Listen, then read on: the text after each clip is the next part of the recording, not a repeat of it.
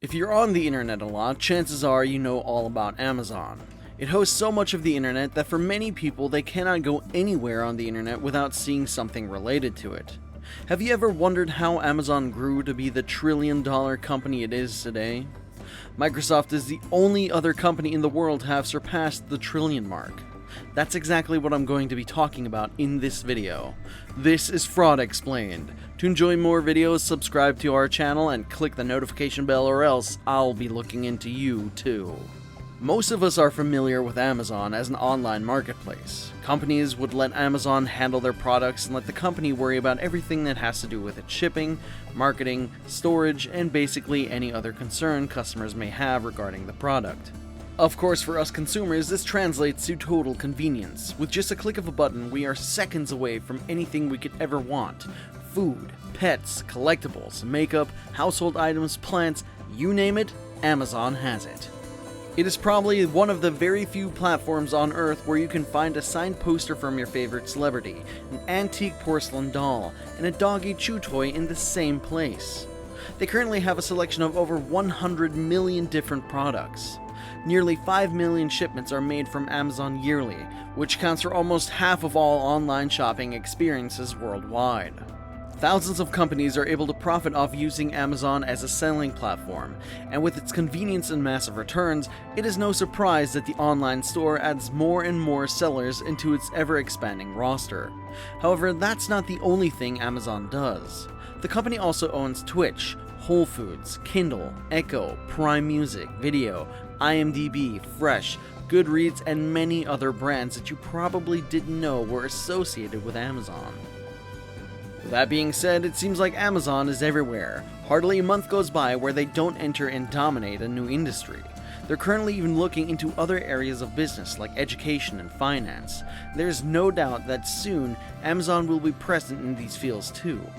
The digital giant has been trying to penetrate every aspect of our lives, and it is safe to say that in a few years' time, Amazon will succeed in cementing its presence in the average consumer's day-to-day routine. Now, how did Amazon get so popular? To really understand Amazon, you have to understand Jeff Bezos. This man was responsible for launching Amazon and its rise to the top, and was met with quite a few speed bumps along the way.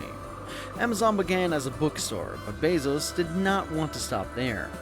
Bezos initially chose books because no one bookstore could hold all of them, and by specializing in books, he would be able to add as many titles as he pleased.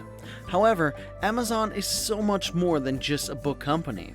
It is not even simply a website or a retailer. Amazon is a scale company. In Bezos' mind, if you take one thing and multiply it by so many times, you would be able to create your very own powerhouse and expand that powerhouse as much as you desire. What Amazon does is that it takes a product or a business and expands its reach to extend as far as it can. Their focus is to get the brand to grow as big as it can and be accessible to as many consumers as possible. When considering a new product to add to its ever-expanding roster, Amazon would think of its possible ways that it could make that particular product grow and do it. Amazon could stop at that, but it doesn't. It relentlessly pursues consumers by offering them attractive promotions such as tablets, discounts, and much more, and this makes consumers want to stay with Amazon. Bezos capitalizes on his ability to keep his customers dependent on Amazon and what it stands for. Bezos reassures the shareholders that Amazon has invested and will continue to invest aggressively to expand and leverage their customer base, brand, and infrastructure as they move to establish an enduring franchise. One of his first steps is making sure that the customer keeps coming back to Amazon was to offer them Amazon Prime, which for a fee of $79 per year would allow fast and free shipping, music and video streaming, and ebook renting. To an average consumer like you and me, that seems like a pretty sweet deal, right? Right. That's probably what the rest of the world now thinks, since Amazon dominates e-commerce with its trillion-dollar platform. Let's dive a little bit into Jeff Bezos' background. Although the man is now at the very top of a $100 billion empire, he actually came from pretty humble beginnings. Jeff Bezos was born Geoffrey Preston Jorgensen in Albuquerque, New Mexico, to teenage parents who had their own bike shop. His parents divorced after over a year of marriage, and his mother married Cuban immigrant Mike Bezos. After the wedding, Mike adopted little Jeff, who was only 4 years old at the time. His childhood was pretty challenging due to his birth father, but that did not stop Joffrey from chasing after his dreams. Growing up, his parents noted that Jeff had quite a high aptitude for technology and computers. Because of this, Jeff attended the Student Science Training Program at the University of Florida, which paved the way for his education at Princeton University. In 1986, Jeff Bezos graduated summa cum laude from Princeton University with a bachelor's degree in science and engineering, in electrical engineering and computer science. Intrigued? Keep watching till the end to understand how financial analysts view Amazon as a monopoly and the unfortunate practices that await it in the near future that only Microsoft and Bill Gates can relate to. Observing the boom of e-commerce in 1994, Jeff Bezos left his job at a Wall Street firm to start his very own e-commerce company. E-commerce grew by nearly 2,300%, so Bezos decided that it was worth looking into. He lived by something he called a regret minimization framework, which meant that he wanted to have the least amount of regrets he possibly could during his old age. Of this, he said, "When I'm 80, am I going to regret leaving Wall Street? No. Will I regret missing the beginning of the internet? Yes." He then moved to Seattle to plan for his new business. His parents gave him around $300,000 worth of capital to invest into Amazon, but some people were skeptical of just how well the business would fare, so there weren't that many who wanted to invest in his company. Bezos, however, persisted. Before he came up with the name Amazon, his company was first called Gadabra Inc., and then later on Relentless, but neither name seemed to fit. He finally settled with Amazon after the Amazon River. Because of the river's massive size and power qualities, he wanted his own company to adopt. After settling on a name, Bezos created a list of 20 product categories he wanted to be present on his website, and he wanted to make sure that when a customer looked up that particular category, they would be greeted with a multitude of options. If you ever tried shopping on Amazon, you would know what I'm talking about. You might even be a little bit overwhelmed with all the available choices. He then decided to focus more on books since there was a high demand for them, and pretty soon Amazon.com was able to sell thousands of books to over 45 countries. In 1997, Bezos found himself to be a millionaire after racking in $54 million through Amazon's first initial public offering. In 1998, Bezos decided to expand to the online sales of music and videos, and he was also able to branch out into other types of goods. He then used the money he was able to build up to acquire smaller but very promising companies and propel them forward using Amazon's platform.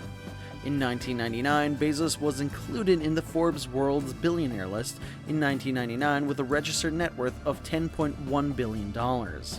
Business went relatively well for a while, until it hit the early 2000s.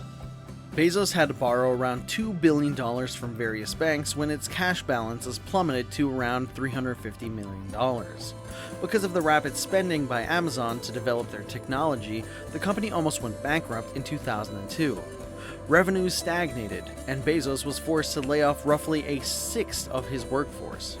However, 2003 was a much better year for Amazon when it was able to achieve a $400 million profit and stabilize itself financially. The company's growth was gradual as Bezos introduced new products to the market. It wasn't until the late success of Amazon Web Services, the world's leading cloud computing service, that Amazon began reporting consistent profits. Jeff Bezos' business model has turned out to be quite effective. Bezos believes in something called shareholder supremacy, which basically means everything is justified as long as the share value is growing. By October 2013, Amazon was recognized as the largest online shopping retailer in the world. The rest is history. The final quarter of 2018, Amazon reported profits of $3 billion, with a revenue 24 times bigger than the previous years. With his company doing so well, Jeff Bezos has been reported to be the richest man in the world. Now, some financial analysts have been dissecting Amazon's business model, and while it may be great for the company in terms of its financial growth, it actually appears to be monopolizing various industries, which in turn chokes out smaller competitors and could potentially drive them out of business. It simply isn't sustainable. Analysts claim that the only way to make sure that the economy is as stable as it can get is to remove monopolies and allow small and medium enterprises to thrive in the economy. This could also hurt Amazon in the long run, because if no one is earning as much as they used to, Amazon's sales would also be negatively affected. While Amazon may be such a convenient means for people to do, well, just about everything, its monopolization of various fields of business could become harmful in the long run. Those who belong to the middle class or below are likely to suffer from this type of business model, because while Amazon may be succeeding and experiencing exceptional growth, smaller companies are losing business to this monolithic corporation. What do you think about Jeff Bezos' business model? Would you do the same just to reach $1 trillion? What would you do if you were in his shoes? Comment down below and I'll be responding to all of your comments within the first hour. If you enjoyed this video, you should definitely check out my other video on how money laundering works to see which countries practice money laundering and where the term even came from. Stay tuned, stay educated.